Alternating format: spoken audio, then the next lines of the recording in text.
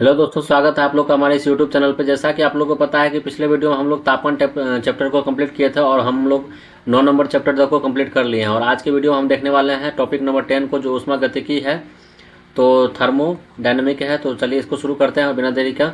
और इसमें भी 50 वन लाइनर क्वेश्चन होने वाले हैं, जो कि एसएससी और रेलवे के पॉइंट ऑफ व्यू से बहुत ही इंपॉर्टेंट है। चलिए बिना देरी का शुरुआत करते हैं। ऊष्मागतिकी किसका अध्ययन है? तो ऊष्मा कार्य और ऊर्जा के संबंध का अध्ययन है। अगला देखिए क्या है कि ऊष्मागतिकी का 0वां नियम क्या है? तो तापीय संतुलन का नियम है।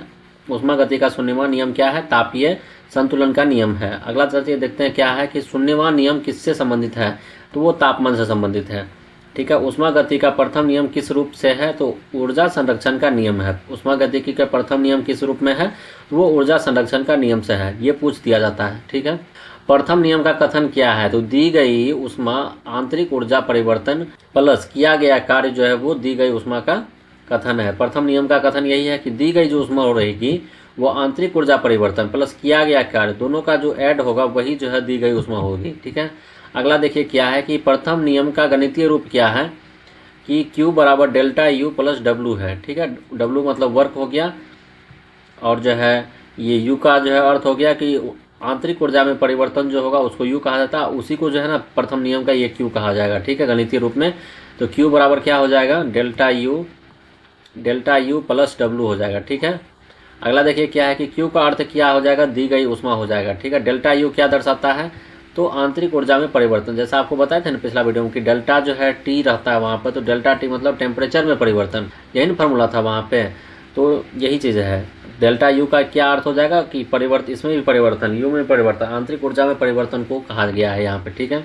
अगला देखिए क्या है कि W का क्या दर्शाता है? तो किया गया कार्य। W मतलब वर्क होता है, वही किया गया कार्य है। ठीक है। ऊष्मागतिकी का दूसरा नियम जो है किससे संबंधित है? ऊष्मा प्रवाह की दिशा से। द्वितीय नियम का कथन क्या है? द्वितीय नियम का कथन जो है क्या है? वो ऊष्मा स्वतः ठंडे से गर्म की ओर नहीं जाती है।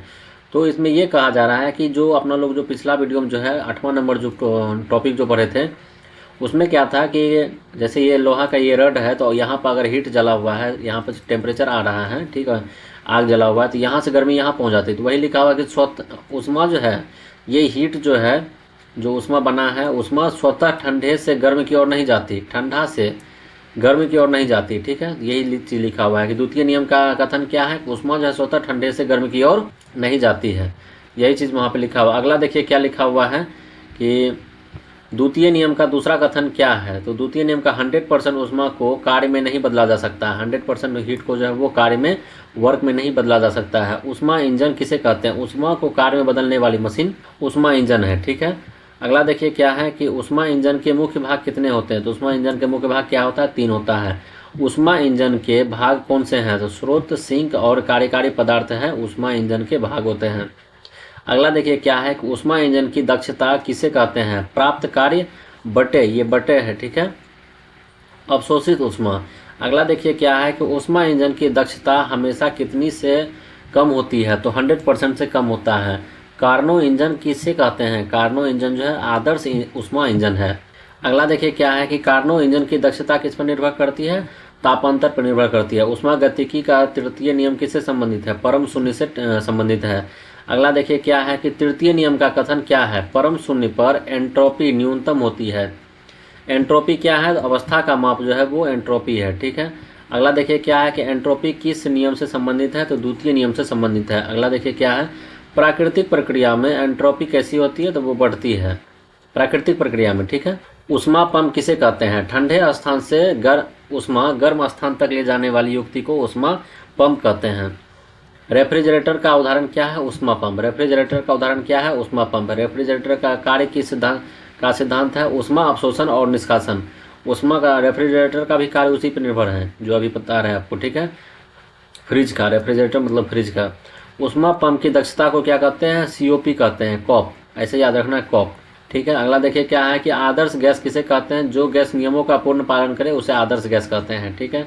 बॉयल का नियम किससे संबंधित है? दाब और आयतन से। बॉयल का नियम किससे संबंधित है? दाब और आयतन से संबंधित है। बॉयल का नियम का कथन क्या है कि स्थिर ताप पर PV स्थिर रहता है। ठीक है। स्थिर ताप पर क्या होता है? PV स्थिर रहता है।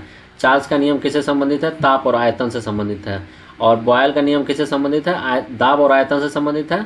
और चार्ल्स का नियम ताप और आयतन से, ये दाब और आयतन से और ये ताप और आयतन से।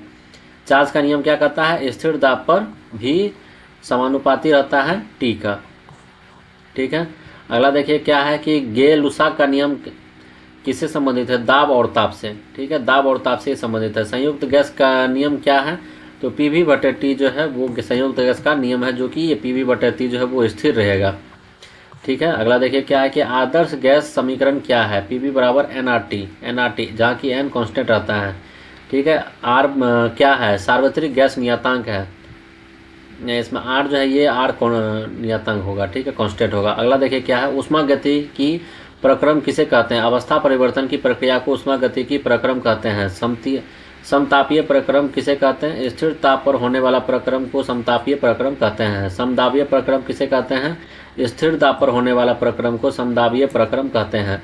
सम आयतन प्रक्रम किसे कहते हैं, स्थिर आयतन पर होने वाला प्रक्रम को समायतन प्रक्रम कहते हैं। ऊष्मारूधर प्रक्रम किसे कहते हैं, जिसमें ऊष्मा का आदान प्रदान हो, उसमें जैसे देखिए यहाँ इसको याद ऐसे करना, जैसे ऊष्मा लिखा हुआ तो यानी ऊष्मा का बात चलेगा। ऊष्मारूधन प्रक्रम में ताप कैसे बदलता है, तीव्रता से। अगला देखिए क्या है कि गैस द्वारा किया गया कार्य किस पर निर्भर करता है, प्रक्रम पे।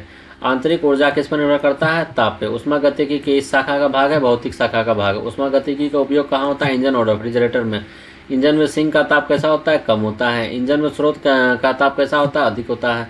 ऊष्मागतिकी के नियम किस पर लागू होते हैं, सभी भौतिक प्रणालियों को ऊष्मागतिकी का नियम लागू होता है। तो अभी तक की वीडियो में हम लोग जो है टॉपिक नंबर 10 को कंप्लीट कर लिए हैं, जो कि ये ऊष्मागतिकी का नियम पर था, ठीक है। और अगर आप लोग को वीडियो पसंद आए तो वीडियो को लाइक कर दें और चैनल को सब्सक्राइब कर दें। और अगला वीडियो हम लोग जो शुरू करने जा रहे हैं वो होगा ध्वनि पे, ठीक है, जो कि अगले वीडियो में हम लोग देखेंगे। अगर वीडियो पसंद है तो वीडियो को लाइक कर दें और चैनल को सब्सक्राइब कर दें।